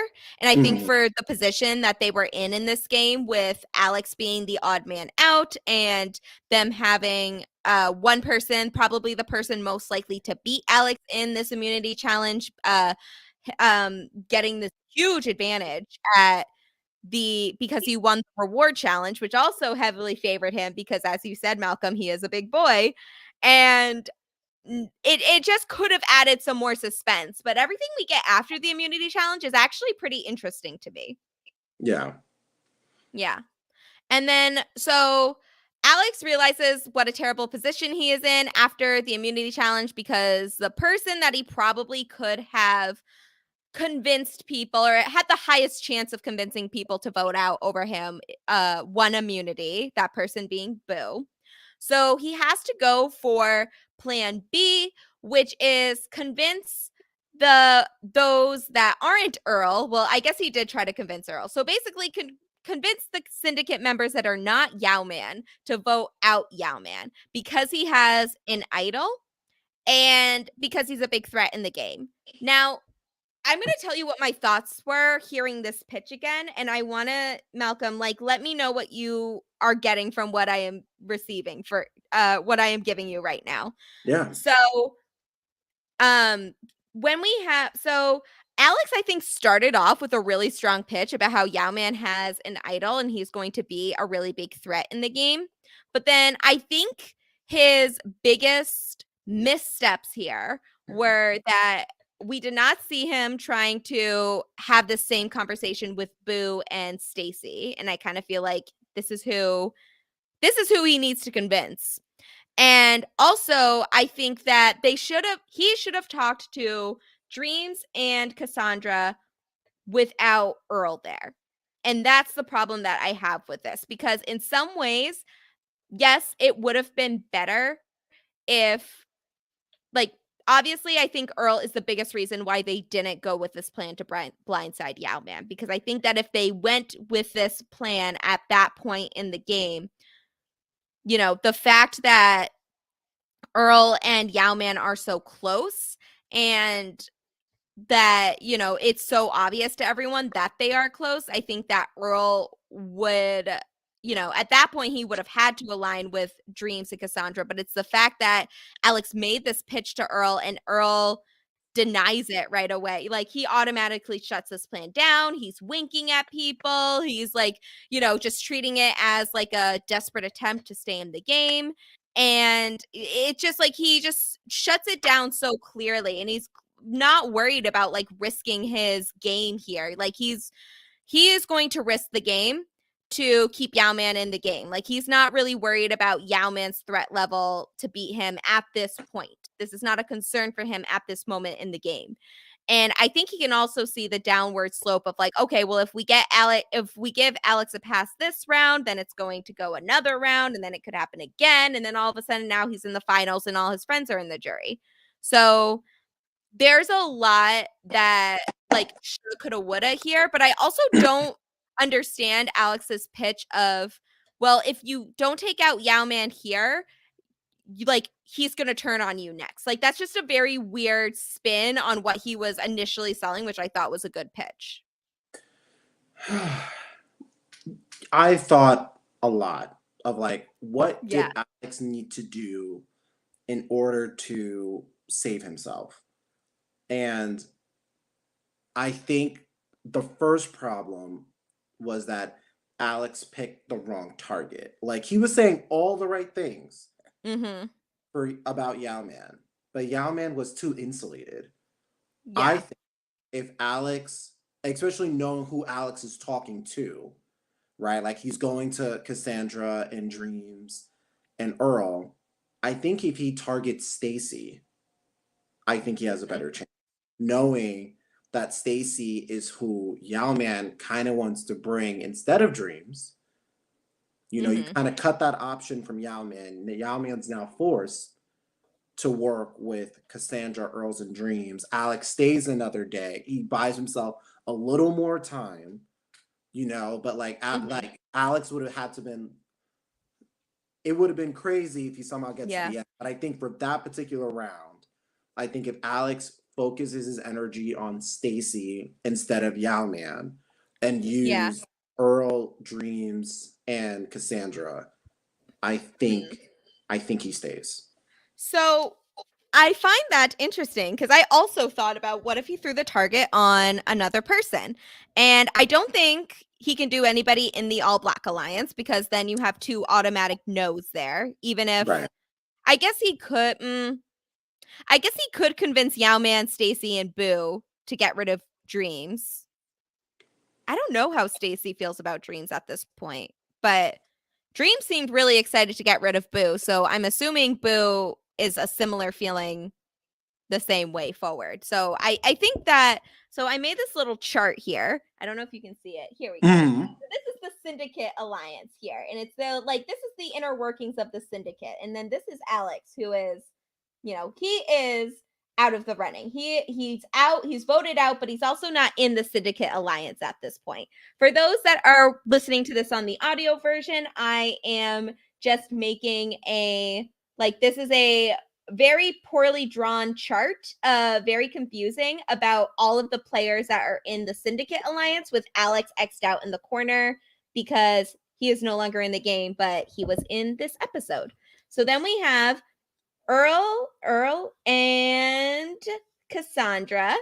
And they are, I feel like, the center. They're the core of this syndicate alliance. Earl wants a core 4, but then there's really a core 2 because all of the members of the syndicate are connected to at least Earl or Cassandra. Mm-hmm. So right now we have Cassandra and Earl have the shared allies of Yao Man and Dreams here. So this is the core 4. I should have drawn something to indicate that this was the core 4, but that's for a different day.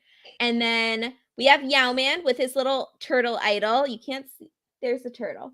I worked Mm-hmm. very hard on that. Yes. The I see artistic it. representation.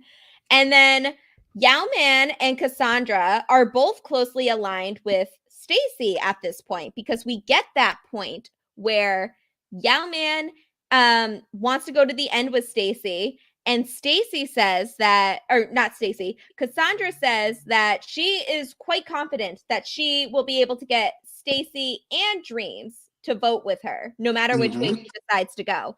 And Stacy even says in this episode that she's a follower and she'll just do whatever Cassandra wants to do. And honestly, Stacy, same girl. I would also do what Cassandra tells me to do. So, wait, where's it? Okay, here we go. And then this is the most intricate thing I've made during this entire podcast, just so you know. And then where is it? I'm happy it's on the podcast with me. Yes, I'm very happy we finally get to talk about the syndicate this in depth because it's been killing me, but we can't talk about it until they start talking about their plans for the 6th.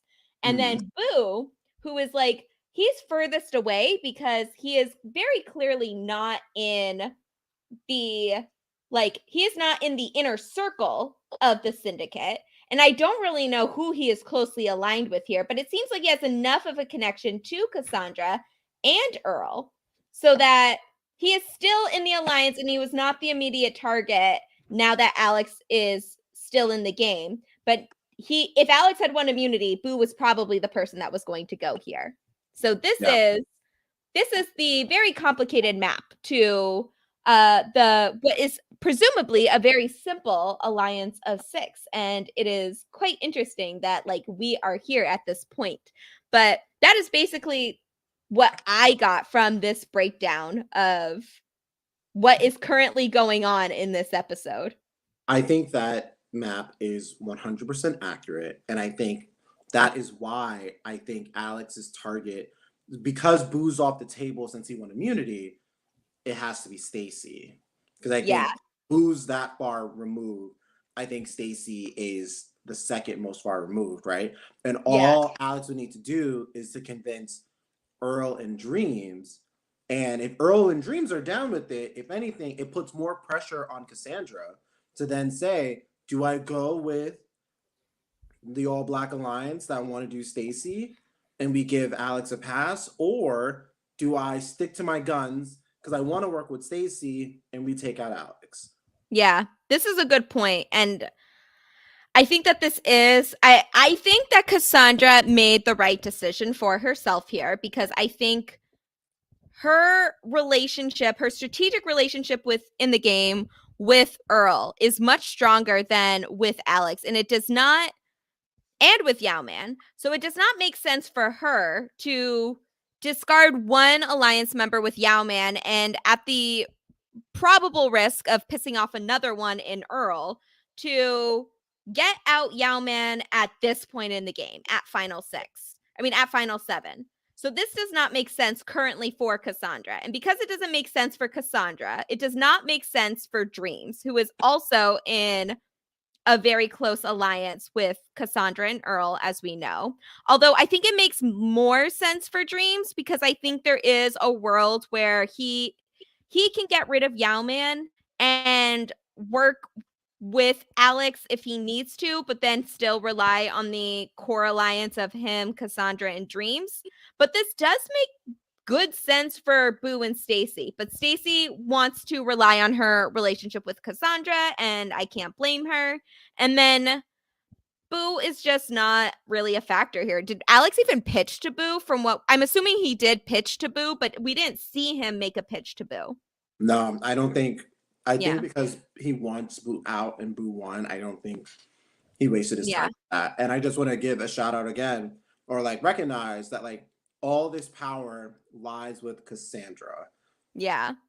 I think Right? Like if Cassandra, Cassandra's yeah. not down with the plan, your plan's not happening.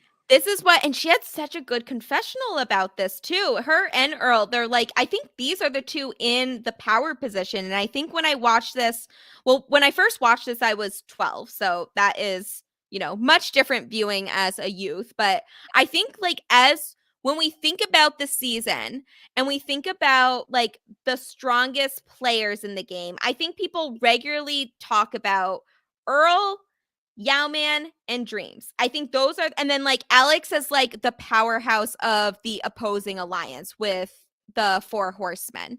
If we're Mhm. not including Dreams in that conversation. But I don't think, first of all, I don't think Alex is as good of a player as some people seem to remember him as. He's just the last one left of the Four Horsemen. And then I don't think Yao Man is as strategic of a player from this rewatch as I initially remembered him being. I think he's closely aligned with strategic players, and I think he has some really great strategic elements of this game. But when I'm looking at the people with the most connections, it is undeniably Earl and Cassandra. Yep. Yeah. That's literally like I think you explained it so eloquently. Like the inner dynamics, the power structure of the season. And it sucks because I feel like it takes it it's a you need a great appreciation to recognize the game and the power that Cassandra has, Yeah. and then being able to, if Cassandra gets to the end, recognizing her for what she did and then being able to reward it. It immediately Yeah. makes me think of Hannah, like Oh, that from character. Millennials versus Gen X. Yep. Yeah. Like as much as like, we talk about like when I think about millennials versus Gen X, right? Like Hannah, such a dominant position, but it wasn't so flashy. It wasn't so in your face. It would take a lot of introspection to be Mhm. able to recognize just how much of a control of the game Hannah had. Yeah, And I I think think that's that's fair. the same thing with Cassandra if she gets to the end. Yeah, that's a really good comparison, actually. I like that a lot, and I I think you're tried, right. thank you. It was good. It was good. I liked it. Oh, it Mhm. was we're doing so much this episode. I love that for us. Okay, is there anything else we wanna cover before we get to tribal council? No, like we talked about at the beginning, like it is very straightforward what's about to happen. Yeah. Like, Yeah. and I guess it's nice if you're Alex, like watching it back because it's like your swan song, but Yeah. we know it's about to happen. And again, Yeah. who wants to piss off Daddy Earl? I know, right? Not me, honestly. Like I don't blame them. And I don't know where do we give we will have this conversation in a second actually. I will wait. So, we get to tribal council. Really like and I will give Alex credit even though there are a lot of moments I am not a fan of from him. That this is a player that went down swinging, like truly went down swinging. He knew that his back was against a wall and he tried everything he could to stay in the game from the information that he had. And I think that is exactly the type of player that we want to see in Survivor. Some of the other things about him, not so much, but in this regard, like he definitely wanted to still be in the game. And that is part of the reason why he definitely should have gone here. And I think that overall, the correct decision was made for the majority of the syndicate members. Yep. The only thing that really stuck out to me is just this question, and Alex is the one that brings this up as part of his plea, and I even put in my notes, it's like, this is the smartest thing he said all episode and maybe all game, but he's basically pleading with the syndicate to think about their place in the six and if they aren't happy with what their position is to move forward, to vote with him, to go with his plan, which is the plan to get out Yao Man. The problem with this pitch is that I think the majority of the syndicate is doing exactly what is correct for them. I don't think Yao Man going at this point in the game benefits the majority of the syndicate. And I'm thinking particularly of Earl's core four. Maybe Dreams. Maybe Dreams can be an exception here, but I think it wavers for him either way. And I think having one strong ally in Alex is not as good for him as a player than having the two strong allies of Cassandra and Earl that he's worked hard to get all this trust with. Yeah, and I think again it goes back like right idea, right pitch, Yes. wrong target. Yes. Wrong execution, wrong target, but like right concept in like we need to find a way to break up the syndicate and the who is this going to benefit to join me for versus like who's going to go next.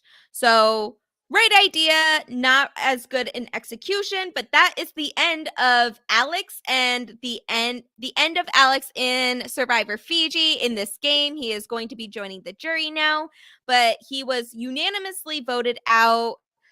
He voted for Yao Man. Everyone else voted for Alex. And I think again, this was a strong player. This was someone that had some good ideas in theory, but in execution, not as great. I am not a huge fan of him, but I do like want to recognize like what he brought to the season. So it's like kind of like break even right now. So, but this is the end of the the resistance to the Syndicate Alliance, and now all that is left is the final six, the Syndicate, and Jeff even adds to his words before they head back to camp is head back to camp and start sharpening those knives because that this is the moment that when dominant alliances rule the day in Survivor, this is the question that we now ask of what happens when there is only the alliance left, like what is the pecking order. So this is where things start getting very juicy moving forward, and these next two episodes, the last two episodes of the season, are incredible. I am so excited. Oh, it's a great finish. Yes. Great finish, great winner. Whoever that is, no spoilers on this We're podcast. fans. We're fans of the Right. winner. Yeah, absolutely. Yes. And I it's always that day old question, like Mhm. who's at the bottom of this group? Because you keep on picking off the people that are your options, and I imagine like the best people that should have wanted to keep Alex, in my opinion, from what the edit is showing me, would be Boo and Stacy. Mhm. That's who would have benefited the most. And then again, what's unfortunate is that there was no other combination for Alex to get that majority of four. Yeah. I think he did have the right idea in still maintaining that connection with Dreams, but I think Dreams has done so well with working his way into the Syndicate Alliance that it is like he would just be destroying that work if he went back to Alex. And I think that this is the correct direction for Dreams. Oh, Not just absolutely. because of the All Black Alliance, but because like this is truly like, you know, he flipped when he needed to flip. And now he is in a solid position. He was in the core alliance of the players in power. Yeah, Yao Man doesn't want him in the final four, but the players that do have the power, which are Earl and Cassandra, do want him in the final four, probably in the final three as well if they get their way with the considering the All Black Alliance that is at play. So like this, there is just, as you said, there is not a combination in here with the players that he is given with the pitch that he made, you know, where this would have worked out for him because too many people's games would have been screwed by keeping him here. Yeah, because imagine if he's successful, it would be a completely different game, which again is showing the importance of the final seven vote.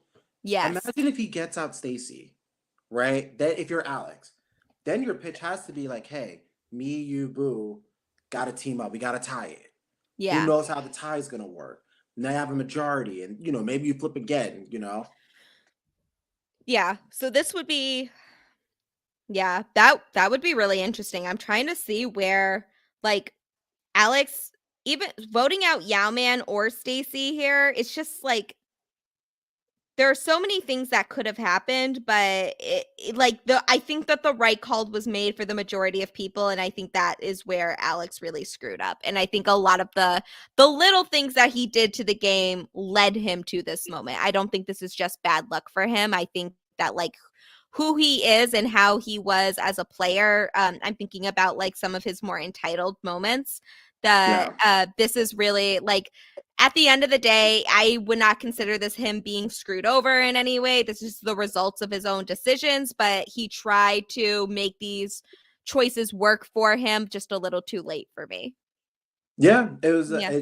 like as I kept on thinking about Alex, I can just think of it's just a little too late, a Yeah. little too like it was just too late. Like, Exactly. Yes, like 100%. if Alex wanted to stay, the resistance needed for him needed to be done at 8 because at least he had Yeah. another vote in Mookie, and That's then yeah. Boo and Stacy come to a 4, force a tie. Who knows? Who flips? Does Dreams flip back? Like so many possible combinations and scenarios, but I think it's just like one round too late. Yeah. That's a good point. That would oh my god, we already talked for I we had over a 2-hour podcast. We actually had like the last episode, the podcast was an hour longer than this one. Like we were at almost 3 hours Oh my when god. I know it was a lot. There was like a hour break in between where Jordan and I talked about a bunch of stuff that was Survivor related, but not necessarily Survivor Fiji related. So, um, but I think like with this episode, like there is a lot that happens that really like obviously this is Alex's boot episode, but more importantly, this is like the breakdown of the Syndicate Alliance because they have gotten to the furthest they could go at this point as a collective unit, and now they're going to have to turn on each other, which is the part where things get really spicy in Survivor. So we are at the spicy stage. Yep, it's an episode that really, really sets up what the end game of Survivor Fiji is about to be and why it is. Yes. Oh, great final words about this episode. Um, for I do want to read Alex's final words as we say goodbye to him and hello to the Syndicate show.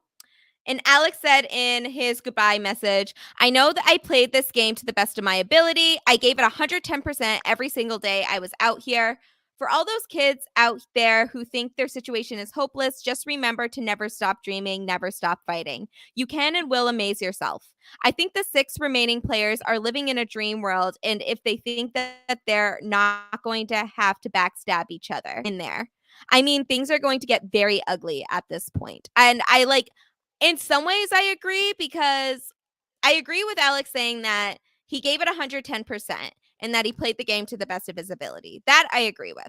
I do not think that I think some of the members of the 6 are not prepared for what happens at this point in the game, and I won't say what I mean at that point, but I don't think that Alex is still really understanding the idea of why he lost this game, because and we've already just dissected this a little bit, so I won't try to be repetitive in what I'm about to say, but yes, like once you get to the point where it's just the members of that alliance left for an alliance that big, then yeah, they probably should have been looking at Alex for a number. The problem with this observation from Alex is that too many people benefit from him leaving and from the current plan to move forward.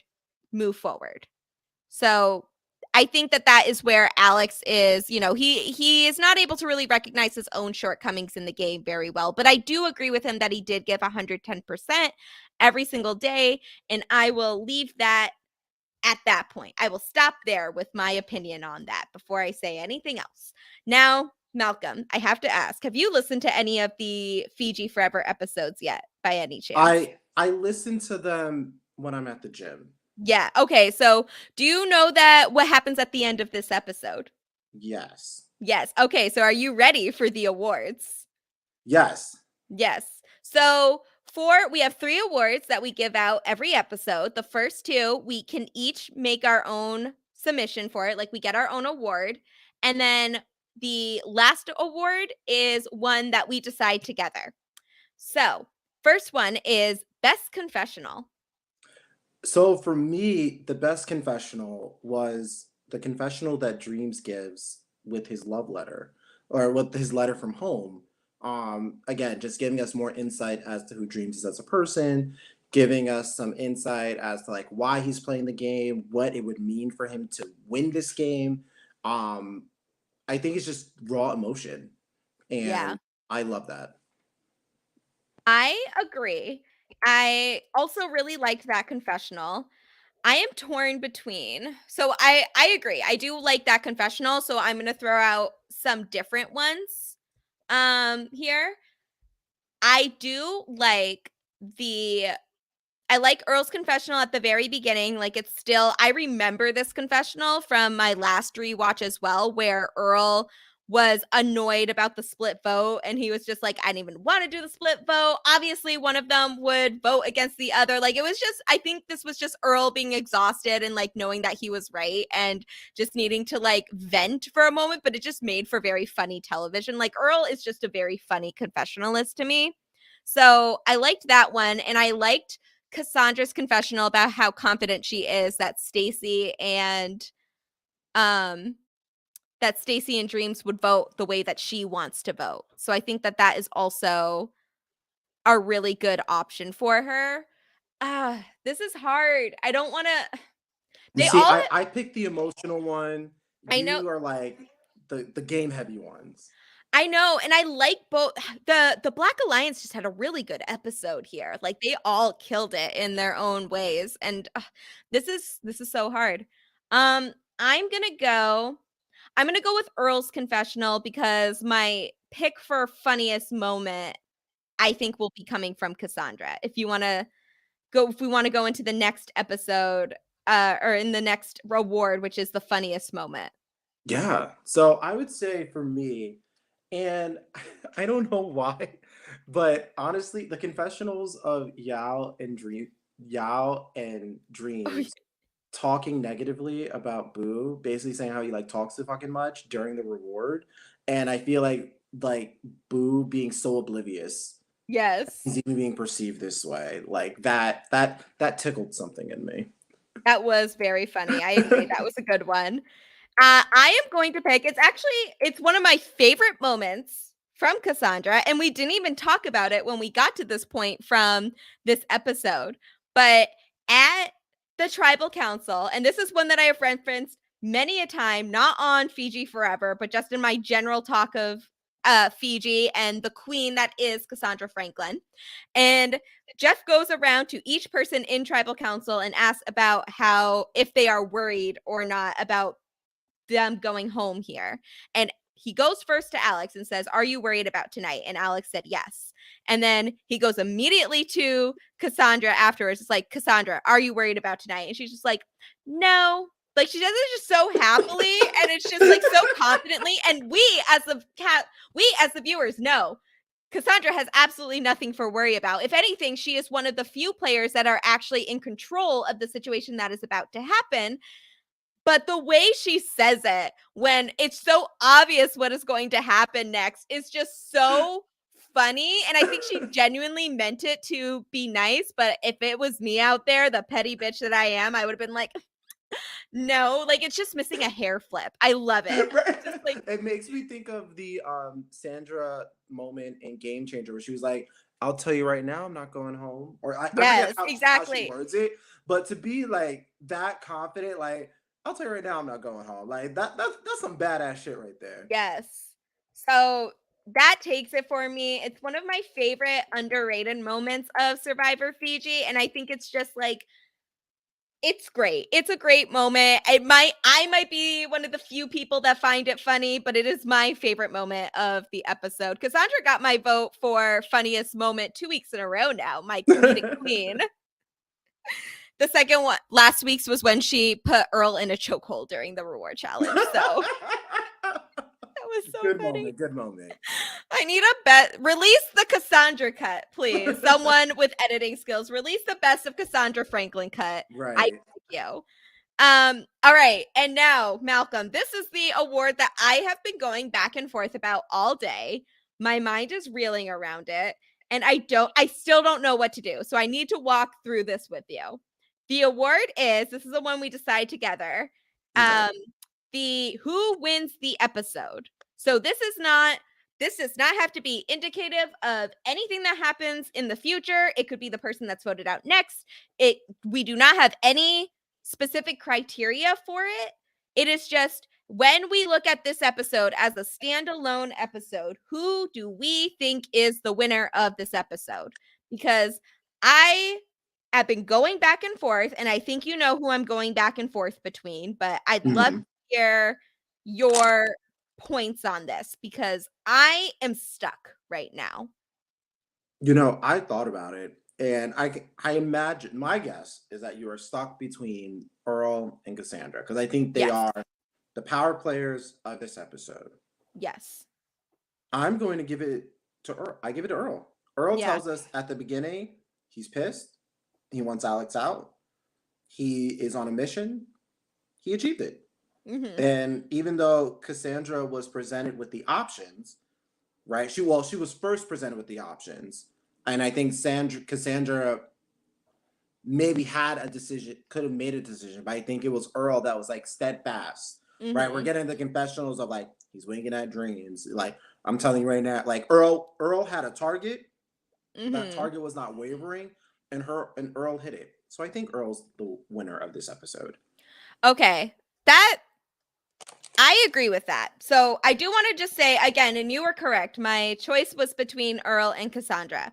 My thinking about it was, obviously, like, we see a lot about Cassandra being in the power position in this episode. If she is confident that if she had wanted to blindside Yao-Man here, that she could have convinced Dreams and Stacy to go along with her and then added in with Alex vote, Yao-Man could have been the seventh place into contestant in this episode, and we could have had a very different game.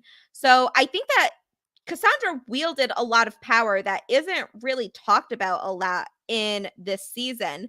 But I think I agree with you on giving the win to Earl here because it's Earl's alliance with Cassandra, like his relationship with Cassandra, their game relationship that saved Yao-Man here. So while I don't think there is a wrong answer here, and I don't think Earl or Cassandra did anything wrong to make me think they don't deserve to win this episode, I will agree with you that I think at the end of the day, it is because of Earl that Yao-Man made it past this point, and Earl is the winner. And I think we have a very healthy mix of winners for the past few episodes, and I think this makes Earl our third second time winner of the episode. So let's read through it. Okay, so episode 1 winner is just the Moto tribe in general because they got the nice camp. Episode 2 winner is Mookie. Episode 3 is Michelle. Episode 4 is Lacey. Episode 5 is Earl, first win. Episode 6 is Cassandra. Episode 7 is Yao-Man. And let me get to the next page. Let's see. Here we go. And then episode 8 is Dreams. Episode 9 is Dreams. Episode 10 is Stacy.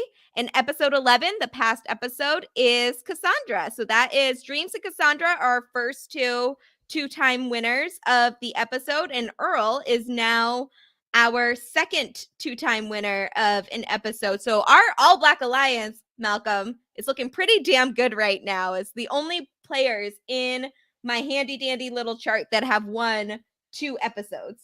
And it's even, right? They each have 2 as we're each have 2. As we're slowly gearing up to the finale of Survivor Fiji. You know, it really could be anyone's game, but if that can be any type of indication, right, I think it's going to be very, very close in terms of just like, you know, maybe arguments because they've played so much of the game together, right? Like, how do you decide those nuances of like, what did Earl do? What did any of the 6 do differently from each other for whichever combination of 3 get to the final? Yeah. I agree. And I think that, you know, this is obviously a very unscientific ranking system. It is just like who we feel from the information we have been given, it has won that episode. But I think from our perspective and this perspective that we are trying to push in this podcast, particularly with the All Black Alliance, I think it just really shows that this is not just us saying, here's 5, what starts as 5 Black people, now 3 people. These are 3 Black people left in the game working together. Like, that is not what we are trying to specifically emphasize. It's like not just we like this season, we like this alliance because there are currently 3 Black people. There were 5 Black people in this alliance. But what we are saying is that like this is an underrated season, and the alliance that is very dominant in the game is incredibly strong alliance. Dreams, Dreams, Cassandra, and Earl all kill it here. Yao-Man, also a great member of the Core 4, and Boo and Stacy round out the Syndicate alliance really nicely. But I think that, like, really when we are looking at who has the most power in this game and, like, who are the ones that are really making the major decisions in here, who is making the season happen, it is the All Black Alliance. It is Earl, Cassandra, and Dreams. And they have their own individual victories in here. They have some victories together as a unit. But I am so excited to be talking about these last 2 episodes and to just really hope that we're hitting it home with just how powerful this alliance is. Yeah, it's definitely an underrated season. Fiji is a season I actually show like Black Survivor potential fans. Like I give them like a Pearl Islands to kind of start it off, and then I give them Survivor Fiji. I think, you know, when we're talking about the All Black Lions, when we're talking about like representation on reality TV shows, I think it's great to see Survivor Fiji, the diversity within it, and seeing the All Black Alliance, even though it's unspoken in this season, having so much success and the impact of this aforementioned finale that will soon come.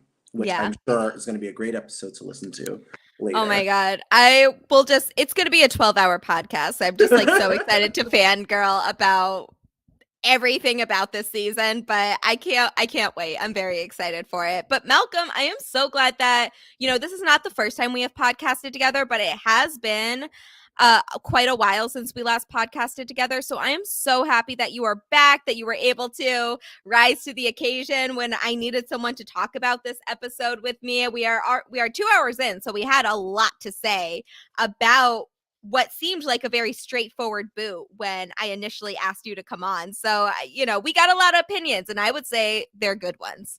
So, thank you just so much for joining me and for all the work that we do together on the Survivor Diversity campaign. I just feel so lucky to have you as one of my friends and one of the people that I can just talk Survivor with. Yeah, thank you so much for having me. Like once you put out the call, I was like happy to join. I'm not, excuse me, sorry. I'm not a podcaster like that, so like I don't get opportunities to talk about Survivor, but Survivor is like one of the few constants in my life since the show Yeah. aired, and having watched every single episode, and I think especially during the pandemic, being able to interact and engage with so many other people where like Survivor just doesn't have to be my thing, but it could be our thing as well. So I'm happy that I was able to be a part of the podcast, talk about the great season of Survivor Fiji. And I look forward to our next time podcasting. Am I gonna Yes. start one? Probably not. There's a lot of podcasts out there for Survivor. Like y'all can There keep on are. doing There your thing. definitely are. But if you just want a random person to talk about the show, like I'm here. Oh, Malcolm, I think you know that you always have a spot in one of my guest chairs for the podcast, for any podcast. You are always welcome Yes. on. You just got to Thank you. hit me up and say, it's my time. Like, see an episode you like, you're like, I'm ready. And I'll be like, got it. So, Absolutely. absolutely. All right, Malcolm, where can people follow you? And is there anything that you want to promote? Yeah, so you can follow me on both Twitter and Instagram at 1M McDaniel. So that's 1MMCDANIEL. And then nothing really to promote. Survivor 44 is Mm-hmm. coming along. So maybe I will start, being on other people's podcasts to talk about that. With with the information we have so far about the cast, it looks really exciting. I'm looking forward to it. And I don't know. I love reality TV, Survivor, Big Brother, Amazing Mm-hmm. Race, all that good jazz. It's all fun, and I'm just happy that my love of these shows have brought me into a whole new world and community and getting to meet amazing people like yourself. Oh, thank you so much. And same to you. I am so happy and excited that we were able to meet through the Survivor community and that we get to do all of this work together. It is obviously I do not wish that there was a pandemic, but it is my favorite experience to come out of the pandemic. So, and for those for those about to comment that the pandemic is not over, I know that I was about to say it's still going on, but I am very happy that we are able to continue these conversations and that we're able to talk about Survivor in our perspective of Black fans, because I feel like that this is not something that has always been the norm for Survivor content, for Survivor fandom to have when they're discussing Survivor players, Survivor as a show, as a franchise. So I'm glad that we are holding that space and that we're able to talk about seasons that mean a lot to us and may not necessarily mean a lot to everybody in the community. But I think some people are coming around. I'm very hopeful. And thank you all for continuing to listen to Fiji Forever. As always, you can follow me on Twitter, Instagram, and TikTok at Classically Gia for all of my reality TV shenanigans. Malcolm and I are two of the members on the Survivor Diversity Campaign Twitter page. So if you want to interact with us and you want to just celebrate all of the fun aspects of the Survivor Diversity campaign, please follow the Survivor Diversity campaign on Twitter at Serve Diversity. That's at SURV Diversity. All of my Survivor content is coming back very soon. All my regular content. We have 2 episodes left of Fiji Forever. Very excited to see where that goes. However, After that is done, it will not be very long until new Survivor is out, with Survivor 44 premiering on March 1st. So my regular podcast recap on Silent Podcast, I don't know about that, will be back soon, as will our regular content on Inside Survivor with Christine Palin. And I will have some articles up soon about our upcoming draft that I'm very excited to discuss about. I am very happy with the members that are on my draft, and I'm very excited to write about them. So I can't wait. And finally, I feel like I had another one. Oh, yeah. Oh my God. I can't believe I almost didn't say this, but as of Wednesday, Abbott Elementary is back, and so will Chappelle and I be in a week after the next episode aired. Season 2 has been fantastic. It is renewed for season 3. We also want to be renewed for a season. So please listen to our content, give us 5 stars, talk about how wonderful and amazing and witty we are, and then, listen, watch I Love Abbott Elementary, and then listen to our podcast on post-show recaps. It has been so much fun, and I cannot wait to talk about the show even more. Thank you all once again for listening to Fiji Forever, or watching Fiji Forever. I am so excited to be talking about the penultimate episode next week, and I will have so much to say about it. And then the finale will be right after that, and that will be another huge discussion point for many reasons. And I cannot wait to bring this podcast to a close, even though I have had so much fun along the way. So stay tuned for updates with our final 2 episodes of Fiji Forever. And thank you all for your continued support.